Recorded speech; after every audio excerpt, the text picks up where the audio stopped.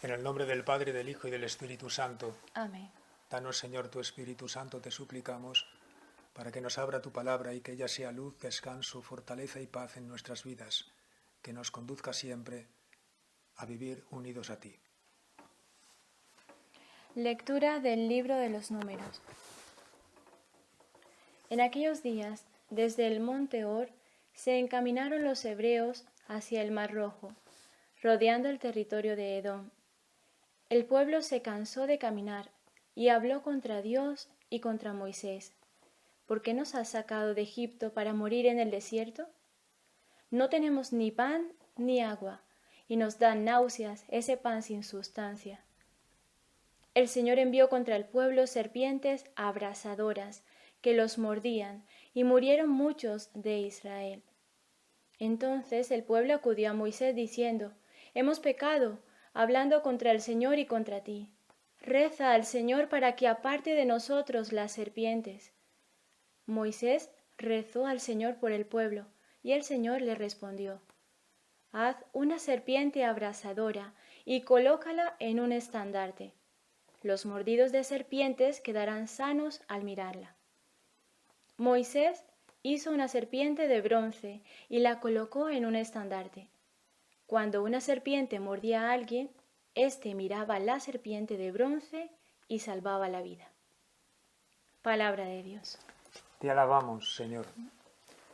Señor, escucha mi oración, que mi grito llegue hasta ti. Señor, escucha mi oración, que mi grito llegue hasta ti. Señor, escucha mi oración, que mi grito llegue hasta ti. No me escondas tu rostro. El día de la desgracia, inclina tu oído hacia mí. Cuando te invoco, escúchame enseguida. Los gentiles temerán tu nombre, los reyes del mundo tu gloria.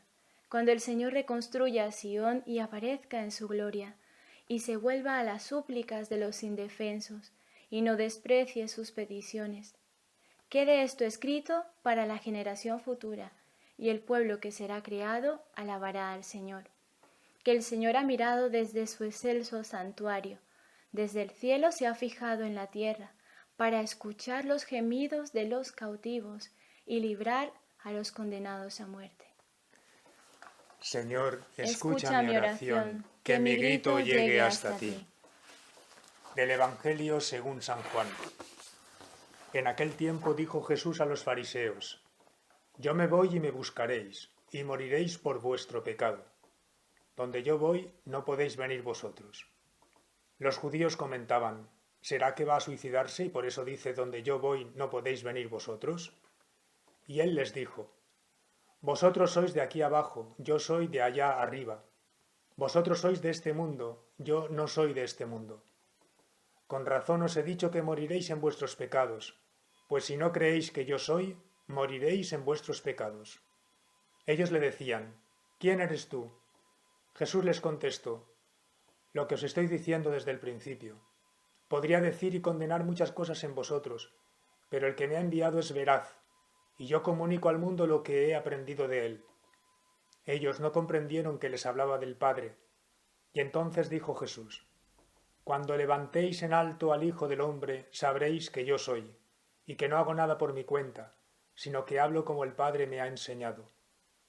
El que me envió está conmigo, no me ha dejado solo, porque yo hago siempre lo que le agrada.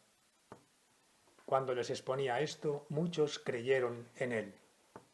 Palabra del Señor. Gloria a ti, Señor Jesús. Queridos hermanos, la palabra de Dios no está encadenada ni confinada. La primera lectura de hoy, tomada del libro de los Números, nos ha contado una historia que no deja de resultarnos algo extraña. El pueblo de Israel, que camina por el desierto hacia la tierra prometida, una vez más se instala en la queja, en el reproche contra Dios y contra Moisés, en la añoranza de Egipto con la tentación de volver de donde Dios mismo les sacó. Y sumergidos en la murmuración, se les hace tremendamente pesado el camino. Dice entonces el texto bíblico que el Señor envió contra el pueblo serpientes venenosas que los mordían, y murieron muchos en Israel. Con esta circunstancia el pueblo reconoció sus pecados y pidieron a Moisés que rezara por ellos para que el Señor los librara de semejante plaga de serpientes. Moisés reza, Dios le pide que haga una serpiente de bronce y la coloque como un estandarte, asegurando que todos los que sean mordidos por las serpientes, al mirar esta, salvarán la vida. Evidentemente el texto, si solo se lee en su literalidad, está reclamando una explicación, porque no deja de ser extraño, en el conjunto de la revelación, que Dios tome venganza del pueblo y, harto de sus quejas y murmuraciones, les envíe serpientes y acabe con los rebeldes. Ese no es el Dios de Jesucristo. Pero esta es palabra de Dios. ¿Cómo conjugar entonces las dos cosas? Porque la palabra de Dios no miente, no contiene error.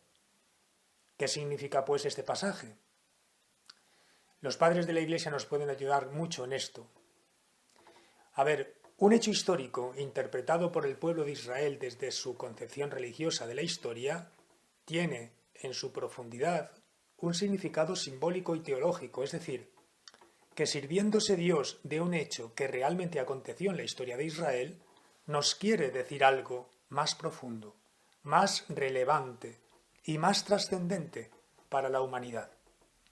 En este sentido, más profundo y más relevante, el sentido más profundo y más relevante lo encontramos a la luz del Evangelio en Jesucristo, que da pleno sentido a todas las Escrituras. Intentemos pues explicar brevemente y como bien podamos el sentido de este texto. En el desierto que tuvo que cruzar Israel abundan las serpientes, lo cual constituía un auténtico peligro para el pueblo peregrino. En un momento de su peregrinaje se toparon con una plaga verdaderamente letal y ante la crudeza de la muerte, pues el pueblo entró en la murmuración, pero también reconoció sus pecados, reconoció sus egoísmos, reconoció sus mismas murmuraciones, sus reproches contra Dios y sus quejas contra Moisés. Y la acuciante situación les llevó a pedir ayuda al Señor. Pensaron que solo Dios podía salvarles. Dios entonces escucha la intercesión de Moisés con la petición del pueblo y pide que se levante una serpiente en un estandarte y que todos los mordidos la miren de cara y así se salvarán. Una serpiente levantada. Curioso. ¿Qué representa? ¿Qué significa? Ya he dicho que solo a la luz del Evangelio de Jesucristo podemos comprender el sentido de este pasaje, porque este texto del capítulo 21 del libro de los Números es citado después en el Evangelio, y es Cristo mismo quien lo hace, diciendo: así como la serpiente fue levantada, así será levantado el Hijo del Hombre. O sea, que hay algo en esta serpiente levantada que sirvió para curación y para salvación de los israelitas. Quiero señalar, antes de continuar, algo muy importante, y es que estos israelitas, antes de ser mordidos en sus carnes por las serpientes venenosas, fueron mordidos en sus corazones por la tentación de la incredulidad. Antes de recibir el daño en su cuerpo, se lastimaron en sus almas por la falta de fe. Habían dejado de creer en Dios, y esa falta de fe los hizo mucho más vulnerables todavía, porque ante las dificultades no sabían ya a quién acogerse. Solo sabían murmurar y protestar, rebelarse contra la historia y rebelarse contra Dios. Es decir, que hay como un paralelismo entre el veneno que arruina nuestro corazón, volviéndolo incrédulo, y el veneno de la serpiente que arruina nuestro cuerpo, conduciéndonos hacia la muerte. Podemos entonces entender que perder la fe es muy parecido a perder la vida, y que en el fondo, sin fe, la vida ya está perdida, porque no tiene dónde agarrarse cuando le llega la enfermedad, la ancianidad y la muerte. Es así. Perder la fe es perder lo más valioso de cara a la vida eterna, porque sin fe no hay salvación. Hoy lo dice claramente Jesús a los fariseos en el Evangelio: si no creéis que yo soy, moriréis por vuestro pecado. ¿Qué pecado? En singular, la incredulidad. Ese es el gran pecado de la humanidad. No creer. Después se dirá en plural, si no creéis en mí, moriréis en vuestros pecados. Es decir, que si no creéis, ya tenéis la muerte en el corazón, por la falta de fe. Y cuando os alcance la muerte del cuerpo, que a todos nos llega de una forma u otra porque es natural, entonces moriréis con vuestros pecados, en plural. Esos pecados que no pueden ser perdonados porque no creéis en quien puede perdonarlos, es decir, en Jesús, que ha sido enviado precisamente para redimirnos de los pecados y darnos el perdón y la paz. Yo soy es el nombre de Dios en el Antiguo Testamento y significa yo estoy contigo. Yo soy el que está contigo. Y así lo dijo el Señor Jesús antes de su ascensión al cielo. He aquí que yo estoy con vosotros todos los días hasta el fin del mundo. Y también envió a sus discípulos a evangelizar, diciendo, id al mundo entero y proclamad el Evangelio. Todo el que crea se salvará, pero el que se resista a creer se perderá. Sí, hermanos, la fe es salvación, la incredulidad es perdición. Es necesario entonces evangelizar a tiempo y a destiempo para que el mundo crea y creyendo se salve. Es necesario predicar la palabra como hacemos estos días para que la palabra suscite en nosotros la fe. Pero en este tiempo nuestro tan moderno y posmoderno no parece que esté de moda creer. Algunos de hecho lo consideran cosa del pasado, cosa de curas y monjas o cosa de viejos, pero no de los tiempos actuales. Muchos piensan que la fe ya no se lleva.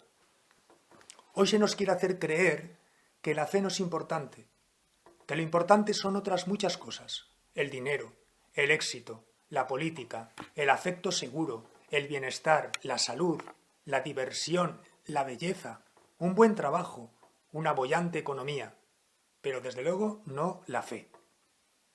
Estos días estamos viendo, sin embargo, cómo todo esto se tambalea brutalmente y cómo esta pandemia nos está mostrando la parte más vulnerable del hombre. La economía mundial entra en una profunda crisis de la que no sabemos cómo se saldrá. La salud es totalmente precaria. La belleza y el culto al cuerpo se desmorona estrepitosamente. La diversión ha desaparecido, absorbida por un confinamiento que agobia. Los trabajos se están perdiendo y la sociedad del bienestar no puede hacer frente a un virus que está siendo devastador, como lo fue esa plaga de serpientes que hicieron estragos entre el pueblo de Israel. Y en esta situación me pregunto, ¿volveremos a Dios? ¿Le pediremos ayuda? ¿Volveremos a la fe? O si no tenemos fe o es muy pequeña, ¿pediremos a quienes tienen fe que recen por nosotros y por el mundo? Como los israelitas hicieron con Moisés, pidiéndole que intercediera por ellos ante Dios. Desde luego, Dios no nos ha enviado esta pandemia. Dios no envía ningún mal a nadie, porque de Dios solo procede el bien, el sumo bien, todo bien. Ya decíamos el domingo pasado lo que nos revela el libro de la sabiduría en el capítulo 1, versículo 13. Dios no hizo la muerte ni goza destruyendo a los vivientes. Hermanos, esta pandemia tiene otra procedencia bien distinta del buen Dios. Pero ciertamente Dios quiere sacar de este mal un bien, y como siempre hace, se sirve de cualquier mal para hacernos el mayor bien posible a todos. ¿Cuántas personas, en medio de este gran mal, se están movilizando para hacer el bien? ¿Cuántas personas, en medio de esta pandemia venenosa y mortífera, están sacando de su corazón lo mejor de sí mismas? ¿Cuántas personas se aferran ahora más que nunca a la fe? ¿Cuántas personas están compartiendo sus bienes para ayudar a los que no tienen? ¿Cuántas personas entregan su tiempo, su afecto, sus dones, sus talentos? ¿Cuántas oraciones se están elevando insistentemente en las casas de las familias cristianas, en las comunidades religiosas, en las comunidades monásticas y contemplativas, entre miles de sacerdotes que tienen los templos vacíos, pero en cambio tienen sus corazones llenos de ofrenda, sacrificio y entrega. ¿Cuánto bien está saliendo de este mal que nos invade? ¿Cuánta creatividad también para hacer llegar de todas las formas posibles la esperanza a los corazones? Con todo, hay otro sentido para entender el significado de esta serpiente levantada en el desierto de la vida y en nuestro camino diario. El otro sentido consiste en hacer visible lo que hace el pecado en nosotros, hacer visible el veneno del pecado, levantar la serpiente para que se pueda ver, hacer visible el mal que hay en el pecado, no ocultarlo como se oculta la serpiente. La serpiente en la Biblia, desde el Génesis hasta el Apocalipsis, es un animal que simboliza la tentación, el mal y el pecado. ¿Por qué? Pues porque si observamos cómo se comporta la serpiente, podremos comprender cómo se comporta la tentación, cómo se comporta el mal y especialmente el pecado en nosotros. La serpiente es sigilosa, rastrera, escurridiza, siempre se esconde en lo más recóndito, no va a la luz, siempre acecha en la oscuridad para ver el momento oportuno para atacar, siempre está en lo oculto, y aunque le cortes una parte de su cuerpo, sigue viva mientras no le pises la cabeza. La serpiente enrolla a su presa para finalmente inocularle su veneno mortal. Bueno, pues así actúa el pecado en nosotros. ¿Qué hemos de hacer entonces? Sacarlo a la luz. Cuanto más saquemos el pecado de su escondite, cuanto más iluminamos su estrategia, cuanto más lo sacamos de su cueva, de su guarida, menos capacidad de daño tendrá en nosotros. El pecado hay que desenmascararlo, hay que manifestarlo en la confesión. Es necesario sacarlo a la luz para quitarle toda su fuerza y todo su veneno, claro. También el mal que nos acecha hay que mirarlo de frente.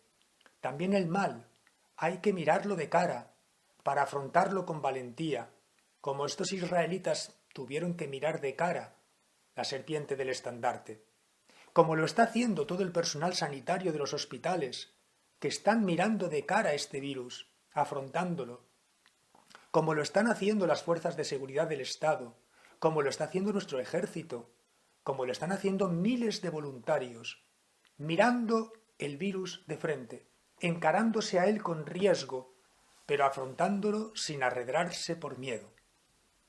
Ahora bien, el tercer y el sentido más pleno de este pasaje, queridos hermanos, es el que vamos a decir ahora, y es que sólo lo anterior no cura el corazón enfermo del hombre, ni salva la vida, porque quien salva es el Salvador del mundo, y quien cura nuestras almas es el Redentor del mundo, Jesucristo nuestro Dios y Señor. Todos conocemos el símbolo emblemático de los farmacéuticos, una serpiente enroscada a una copa. Este símbolo procede de la mitología griega. La diosa de la sanidad muestra a los médicos griegos que precisamente del veneno de la serpiente puede salir el antídoto para vencerlo. Estos días lo vemos también con el coronavirus. Aquel que lo ha superado es porque su organismo, a partir precisamente del virus, ha generado anticuerpos para combatirlo. Y paradójicamente, del mismo virus ha salido el modo de vencerlo. Pues bien, los cristianos confesamos que Cristo es quien se ha dejado morder por el pecado de la incredulidad del mundo y ha dejado que los pecados de los hombres se ceben en él. Cristo ha sido mordido por la serpiente, pero le ha quitado definitivamente el veneno, venciendo al mal, venciendo al pecado y venciendo a la muerte para siempre. Los cristianos cantamos, sus heridas nos han curado. Las heridas de Cristo han curado a la humanidad, con tal de que la humanidad lo quiera creer y le mire a Él. Los cristianos sabemos que la cruz es el estandarte de la salvación, que en el cuerpo crucificado del Señor Jesucristo el mal ha encontrado su límite, su final, su tope, su transformación. Los cristianos sabemos que en la copa de la sangre redentora de Cristo el veneno se ha convertido en nuestra medicina. Por eso Cristo mismo se identifica con esta serpiente que fue levantada en el desierto y dice: cuando levantéis al Hijo del Hombre, sabréis que yo soy. Es decir, sabréis que yo soy vuestra salvación, que yo soy vuestra sanación, que yo soy quien ha cargado con el pecado del mundo, que es su incredulidad, y con todos los pecados del mundo que se han cebado en este Cordero de Dios. Por eso, hermanos, debemos mirar a Cristo y a Cristo crucificado, porque en Él está nuestra salvación. Cristo crucificado, levantado sobre el mundo, es el Salvador del mundo. Mirarán al que traspasaron. Así está escrito en la profecía de Isaías. Nos acercamos a la Pascua, queridos hermanos, y la pandemia sigue también su curso. El virus sigue envenenando nuestro mundo. Levantemos la mirada entonces a Cristo. El libro de la sabiduría, hablando de la serpiente del desierto, dice en su capítulo 16, el que a ella se volvía, se salvaba, no por lo que contemplaba, sino por ti, Salvador de todos. Esa mirada no salva mágicamente, hermanos, salva por la fe. Lo que nos salva es la fe. No salva ni siquiera la cruz, salva el crucificado que está en ella, Jesucristo. Por eso el salmista del Salmo responsorial nos invita hoy a rezar: Señor, escucha mi oración, que mi grito llegue hasta ti, no me escondas tu rostro el día de la desgracia. Bien dijo el Papa Francisco: nunca una cruz sin Cristo.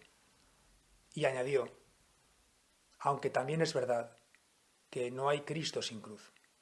Miremos pues a la cruz, pero no solo a la cruz, sino al crucificado, y en él encontraremos nuestra paz, nuestro descanso y nuestra salvación.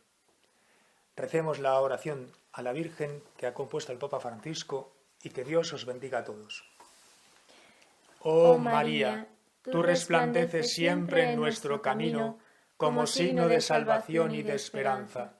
Nosotros nos confiamos a ti, salud de los enfermos, que bajo la cruz estuviste asociada al dolor de Jesús, manteniendo firme tu fe. Tú, salvación de todos los pueblos, sabes de qué tenemos necesidad, y estamos seguros que proveerás para que, como en Caná de Galilea, pueda volver la alegría y la fiesta después de este momento de prueba. Ayúdanos, Madre del Divino Amor, a conformarnos a la voluntad del Padre y a hacer lo que nos diga Jesús, quien ha tomado sobre sí nuestros sufrimientos y ha cargado nuestros dolores para conducirnos a través de la cruz a la alegría de la resurrección. Bajo tu protección buscamos refugio, Santa Madre de Dios. No desprecies nuestras súplicas, que estamos en la prueba, y libéranos de todo pecado, oh Virgen gloriosa y bendita. Amén.